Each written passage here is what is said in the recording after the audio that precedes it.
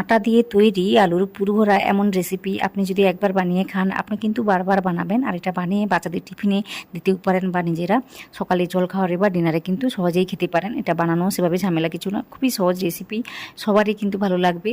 তো রেসিপিটি প্রথম থেকে শেষ পর্যন্ত দেখবেন। যদি ভালো লাগে তাহলে আমার ভিডিওতে একটা লাইক দিয়ে চ্যানেলটিকে সাবস্ক্রাইব করে নেবেন। পাশে থাকা যে বেল আইকনটা থাকবে ওটাতে প্রেস করতে ভুলবেন না।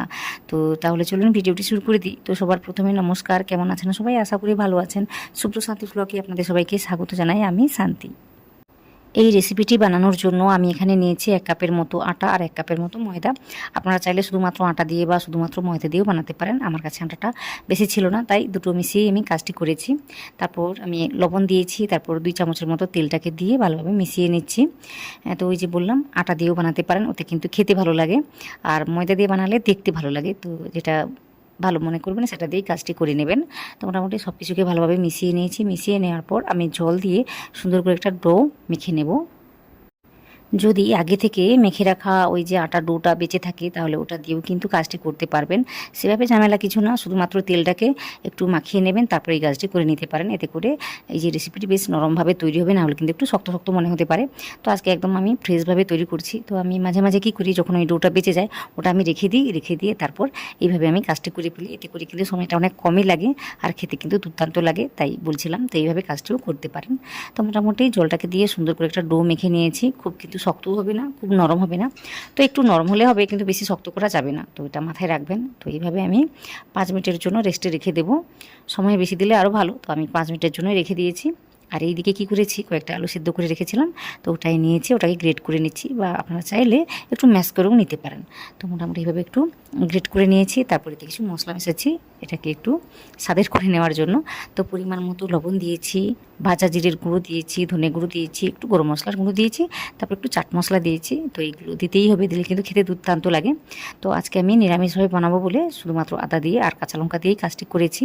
আপনারা চাইলে কিন্তু পেঁয়াজ বা রসুন দিয়েও কাজটি করতে পারেন। তো আজকে আমি শুধুমাত্র আদা কুচি আর ওই যে লঙ্কা কুচি দিয়েই কাজটি করেছি। তো এইভাবে মেখে নিলেই কিন্তু পুরটি তৈরি হয়ে যায়, সেভাবে ঝামেলা কিছু না। তো আপনারা চাইলে এটাকে একটু কড়াইতে তেল দিয়ে নাড়িয়ে চাড়িয়ে কাজটি করে নিতে পারেন। তো আজকে আমি একদমই সিম্পলভাবে দেখিয়ে দিচ্ছি। তো এইভাবে বানিয়ে নিলে সময়টা অনেক কম লাগবে বা ঝামেলাটা অনেক কম মনে হবে। তাই এইভাবে একদমই সিম্পলভাবে স্টাফিংটিকে তৈরি করে নিয়েছি। তারপর এদিকে 5 মিনিট হয়েছে, এতে দেখুন ডোটি কিন্তু আরও একটু নরম হয়ে গিয়েছে। তো এইভাবে একটু নরম করে বা আর একটু নরম করে কাজটি করে নিলেই ভালো। তো কেন বলছি আপনারা বুঝতে পারবেন নরম করে কেন মাখাতে হবে। তো একটু মেখে নিয়েছি। এভাবে মেখে নেওয়ার পর এখান থেকে কয়েকটা লিচি আমি কেটে নেব। তো আপনারা চাইলে একটু বড় করেও কাজটি করতে পারেন, একটু ছোট করেও কাজটি করতে পারেন। তো আমি একটু বড় করে বা মাঝারি করে কাজটি করছি, এতে করে কিন্তু জিনিসটা তৈরি করতে আমার একটু সুবিধা হবে। তাছাড়া আমি যেটা দেখেছি এই ডোয়ের থেকে কিন্তু আমার ওই যে পুরটা অনেক বেশি হয়ে গিয়েছে, তাই একটু বড় বড় করে কাজটি আমি করে নিয়েছি। তো দেখতেই পাচ্ছেন কটা আমি তৈরি করে নিয়েছি। এইভাবে মোটামুটি সুন্দর করে গোল শেপে প্রথমে তৈরি করে নিয়েছি, তারপর দেখিয়ে দিচ্ছি কী করতে হবে। তো মোটামুটি দেখতেই পাচ্ছেন এখানে সমস্ত কটা লিচি আমি সুন্দর করে তৈরি করে নিয়েছি। তারপর একটা লিচি নিয়ে সুন্দর করে বেলে নিচ্ছি। তো যেহেতু নরম রয়েছে এই লিচিগুলো, তাই আমি কী করেছি, একটু শুকনো আটা বা ময়দা নিয়েছি। নিতেই হবে, না হলে কিন্তু নিচে লেগে যাচ্ছে। আমি দেখেছি এটা। তো অল্প করে নিয়ে সুন্দর করে একটা বেলে নিচ্ছি রুটির আকারে।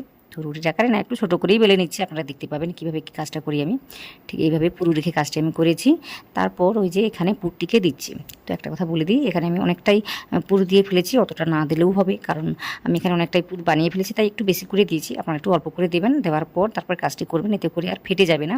তো এখানে আমার এই সমস্যাটি হয়েছে, আমি একটু বেশি করে দিয়েছি, এতে করে সাইডগুলো একটু ফেটে গিয়েছিলো। তো এতে সমস্যা সেভাবে কিছু হবে না। তো আপনারা দেখতে পাবেন কীভাবে কী হয়। তো মোটামুটি এইভাবে একটু ভাঁজ করে নিচ্ছি। ভাঁজ করে করে আলুর পুরটাকে ভিতরের দিকে ঢুকিয়ে দিচ্ছি। তো এইভাবে আমি কাজটিকে করে নিচ্ছি।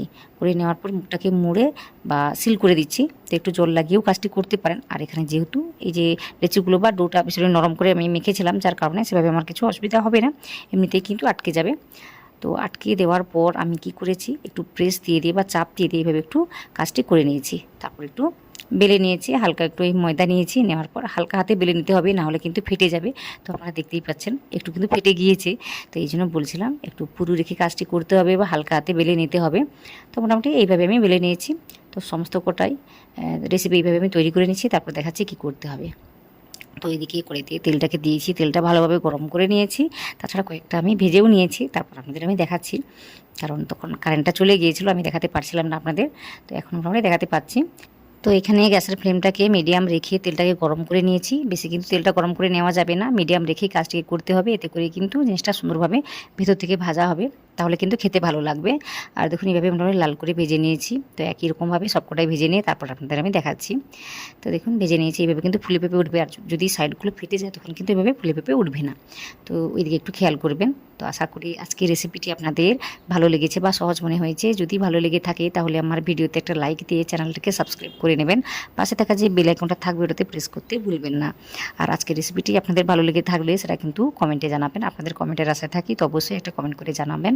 তাছাড়া কোনো রকম রেসিপি যদি দেখতে চান সেটাও কিন্তু কমেন্ট করে জানাবেন।